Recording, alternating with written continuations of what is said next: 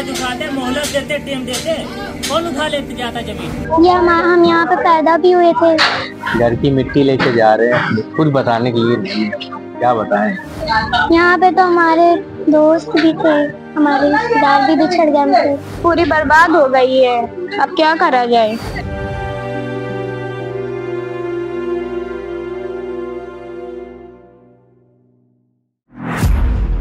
एक नजर इस बियाबान उजाड़ इलाके को देखिए, मलबे के ढेर में तब्दील हो चुका।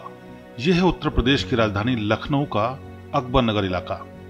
इसे लखनऊ का धारावी भी कहा जाता है। शहर के सबसे बड़े कुकरैल नाले के किनारे बसी ये वो अवैध बस्ती है जिसके एक तरफ लखनऊ का पौश इंदिरा नगर और गोमती नगर जैसा इलाका है, तो दूसरी तरफ निशादगंज और महानगर जैसे पुराने रिहायशी इलाके।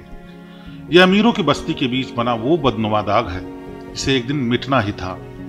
इसे एक रोज ऐसे ही जमींदोज होना था और इसकी ये नियति उसी रोज तय हो गई थी जिस दिन इस बस्ती में पहली अवैध इमारत की नींव रखी गई थी। यह भ्रष्टाचार के दलदल में आकंठ डूबे तंत्र का जीता जागता ऐसा उदाहरण है जिसे चंद रुपयों के लिए अधिकारी पहले खूब पनपने देते हैं, फिर एक दिन या तो कोर्ट कचहरी से संवेदनाओं और कागजी सबूतों के आधार पर इन अवैध बाशिंदों को राहत मिल जाती है, या फिर अगर सियासी इच्छा शक्ति मजबूत हुई तो अंजाम आज के अकबर नगर जैसा होता है।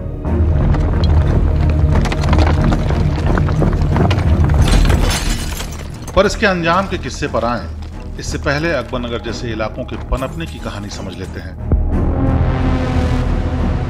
जिस जमीन पर यह अवैध बस्ती बनी वो दरअसल शहर की सबसे पुरानी और मशहूर कुकरैल नदी थी।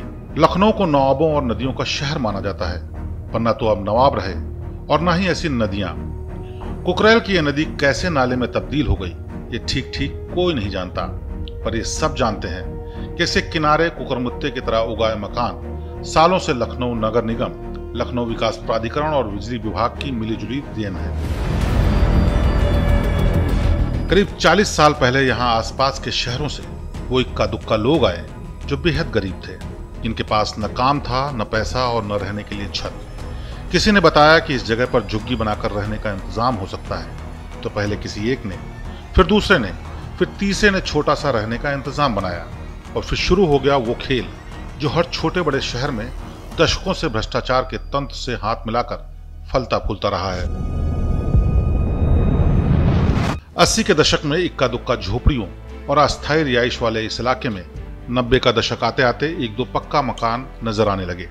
शुरुआत में लखनऊ विकास प्राधिकरण के सुरमाओं ने आंख दिखाकर घर तोड़ने का नाटक किया तो हर अवैध मकान और छत की कीमत तय हो गई। नगर निगम ने आंखें बंद कर ली तो इलाके में नाली और पानी के पाइपलाइन का अवैध जाल बिछ गया। रात का अंधेरा छाया तो बिजली विभाग ने भी रोशनी देने में कोई कमी नहीं की। जाहिर सी बात है, अवैध नींव पर बनी इमारत की हर ईंट की कीमत तो इन सरकारी झंडा बरदारों को हर कीमत पर चाहिए थी, और वो पाने के लिए मौके बेमौके इनको अपनी आंखें खोलनी और बंद रखनी थी। अब अगर जमीन सरकारी हो और उसका कोई नाम लेवा ना हो तो सबसे पहले उस पर गिद्ध नजर जमीन के सौदागरों की पड़ती है। शहर के बीच बसी यह बस्ती इन बाजीगरों के लिए सोना थी। धीरे धीरे अफसरों से साठगांठ करके इन सौदागरों ने पूरा का पूरा नदी का किनारा कब्जा लिया। जो कुकरैल नदी कभी अपने घड़ियालों के अभयारण्य के लिए जानी जाती थी, अब वो पूरी तरह से इंसानी कब्जे में थी। देखते देखते पिछले 4 दशकों में अकबर नगर की इस कुकरैल नदी के किनारे की 24.5 एकड़ जमीन पर 1169 अवैध मकान और 101 कॉमर्शियल इमारतें खड़ी हो गईं। छत की तलाश में भटक रहे रिक्शे वाले, खोमचे वाले, मजदूर और जरूरतमंद गरीब लोग प्रॉपर्टी के खिलाड़ियों के संपर्क में आते गए और शहर के बीचों बीच अकबर नगर ने विकराल रूप धारण कर लिया। सरकार और प्रशासन चाहकर भी कुछ न कर पाए, इसके लिए बस्ती वालों ने खुदा और भगवान का घर भी इस जमीन पर बना दिया ताकि मौका पड़ने पर भगवान और अल्लाह को भी कानून के रास्ते में लाया जा सके। अब रिश्वत की बुनियाद पर बनी बस्ती में हलचल बढ़ी तो मजबूर बेसहारा लोग जिन्हें कल तक कोई नहीं पूछ रहा था, वो सियासत का भी सामान हो गए। इनकी गिनती बढ़ी तो वो राजनीति के लिए जोड़ तोड़ का जरिया बन गए। सियासत के खिलाड़ियों को इनके उधड़े बदन और बेतरतीब बने मकानों में वोट नजर आने लगे। हर सियासी पार्टी ने इनमें अपनी जीत हार को बढ़ाने घटाने का समीकरण ढूंढ लिया और इस फायदे के सौदे के बदले मशरूम की तरह फैल रही इस बस्ती की तरफ से आंखें फेर ली गईं। नतीजा ये कि शहर के सबसे पुरानी कुकरेल नदी सिमटकर एक गंदे नाले में तब्दील हो गई और उसे पूरी तरह से निगलने के लिए तैयार थी वो बस्ती जिसे लोग अब अकबर नगर 1 और अकबर नगर 2 के नाम से जानने लगे थे। इस बस्ती के फलने फूलने में राजनीति ने भी कोई कम रोल नहीं निभाया। पिछले 4 दशकों में उत्तर प्रदेश में जिस भी पार्टी की सरकार आई उसने अपने वोटर्स की फेरिस्त को बढ़ाने के लिए अकबर नगर में अवैध मकानों की एक नई कतार बनने की मौन स्वीकृति दे दी। पर कहते हैं हर गैर कानूनी काम की एक मियाद होती है और कुकरेल नाले के मुहाने तक फैल चुके इस अकबर नगर की उम्र भी अब खत्म हो रही थी। हर नई सरकार की तरह साल 2017 में जब उत्तर प्रदेश में योगी आदित्यनाथ की सरकार आई तो एक बार फिर उम्मीद जगी कि कुछ होगा, क्योंकि एक तरफ भूमाफिया पर ताबड़तोड़ कार्रवाई हो रही थी तो दूसरी तरफ गरीबों के लिए प्रधानमंत्री आवास योजना लाए जाने की बात हो रही थी। खाली सरकारी जमीनों की तलाश हो रही थी जिस पर गरीबों के लिए ज्यादा से ज्यादा आवास बनाया जा सके। इन सब के बीच कुकरेल नदी को फिर से पुराना रूप देने और उसके सौंदर्यीकरण की बात भी सामने आ रही थी, पर अपनी कारगुजारी पर पर्दा डालने के लिए अधिकारियों ने लंबे समय तक सरकार को अंधेरे में रखा। कुछ ने तो सियासी फायदे नुकसान भी गिनाने शुरू कर दिए। इन सब की ओट में अवैध कब्जे से बने अकबर नगर में जमीन के रेट और महंगे हो गए। अधिकारी और जमीनों के दलाल अब और ऊंची कीमतें लगाने लगे। जमीनों के कागजात, राशन कार्ड, बिजली के कनेक्शन, वोटर कार्ड और दूसरे जरूरी दस्तावेजों के लिए मुंह मांगे दाम मिलने लगे।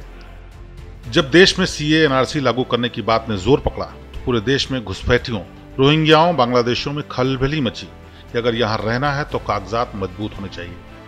कहा यह भी जाता है कि इस अकबर नगर में भी तमाम ऐसे लोग थे जो भारत के नागरिक नहीं थे, पर चंद रुपयों के लिए अधिकारी फिर बिके और उनमें से जो बाहर के रहने वाले थे उनके भी दस्तावेज तैयार हो गए। दस्तावेज उनके भी तैयार हुए जो भारत के रहने वाले तो थे पर उनके पास पुख्ता कागजात नहीं थे, और जब एक बार कागजात बन गए तो सीना चौड़ा करके ये अवैध कब्जे पर बिजली, पानी, वोटर कार्ड, राशन कार्ड सब पा गए। अब शुरू होना था खेल का दूसरा हिस्सा। यूपी सरकार जब भी इन्हें हटाने की बात करती, यहाँ के रहने वाले इन्हीं दस्तावेजों के आधार पर पहुंच जाते अदालत और मामला अटक जाता, क्योंकि भ्रष्ट अधिकारियों ने इन्हें ऐसा हथियार दे रखा था जिसके सामने अदालत को भी सोचना था। सरकारी फाइलों में अटकते हुए जब मामला इस मौके पर पहुंचा कि किसी भी सूरत में इस जगह को खाली कराना ही होगा, तो अकबर नगर के बासिंदों ने भी कोर्ट का रुख किया। कई महीनों तक दलीलें और लड़ाई चलती रही। हाई कोर्ट से लेकर सुप्रीम कोर्ट तक मामला पहुंचा, पर आखिर में अदालत ने फैसला किया कि अकबर नगर को इतिहास बनना ही होगा। अब बारी थी सरकार की। उसे तय करना था कि राजनीति दरकिनार करके इसे अंजाम तक पहुंचाया जाए या फिर से एक बार आंखें बंद करके जो चल रहा है उसे चलने दिया जाए। पर इस बार ऐसा नहीं हुआ। 2024 के लोकसभा चुनाव खत्म होने के बाद अकबर नगर के करीब 2000 परिवार वाली इस बस्ती को चारों तरफ से घेराबंदी करके नेस्तनाबूद कर दिया गया। हैरानी की बात यह कि जैसे हंगामे की आशंका थी वैसा कुछ भी नहीं हुआ। न सियासत, न बवाल और न ही कोई शोर शराबा। कल को लोग सरकार को इसके लिए कटघरे में भी खड़ा कर सकते हैं। सरकार पर गरीबों को बेघर करने का आरोप भी लगा सकते हैं। पर सच तो ये है कि पहली बार यूपी सरकार ने इस बस्ती को तोड़ने से पहले पुख्ता इंतजाम भी किए। जानकारी के मुताबिक अब तक करीब 1806 लोगों को शहर की प्रधानमंत्री आवास योजना के अंतर्गत 10 साल की आसान किस्तों पर 5 लाख रुपए में मकान दिए गए हैं। बाकियों को दस्तावेज के सत्यापन के बाद आवास दिए जाने हैं। पर ऐसा भी नहीं है कि इन सब के साथ न्याय हो गया। बेशक अवैध अकबर नगर का बसना इन्हें इस इंसाफ का अधिकार भी नहीं देता, पर सबसे अफसोस की बात यह है कि न जाने कितने अकबर नगर बसते हैं और उजड़ते हैं। पर ऐसा कभी नहीं होता कि इन्हें बसाने वाले भ्रष्ट अधिकारी, सरकारी विभाग और नेताओं को इसका खामियाजा भुगतना पड़े। ये योगी सरकार की इच्छा शक्ति ही है कि इतनी विषम आशंकाओं के बीच भी ऐसा कदम उठाया गया। पर असली जरूरत है उन अधिकारियों को कड़ा सबक सिखाने की जिनकी सरपरस्ती में ये अवैध बस्तियां बसती हैं, क्योंकि जब तक इन पर सख्त एक्शन नहीं होता तब तक सियासत और सरकारें इनकी करतूतों का दाग अपने दामन पर ढोती रहेंगी।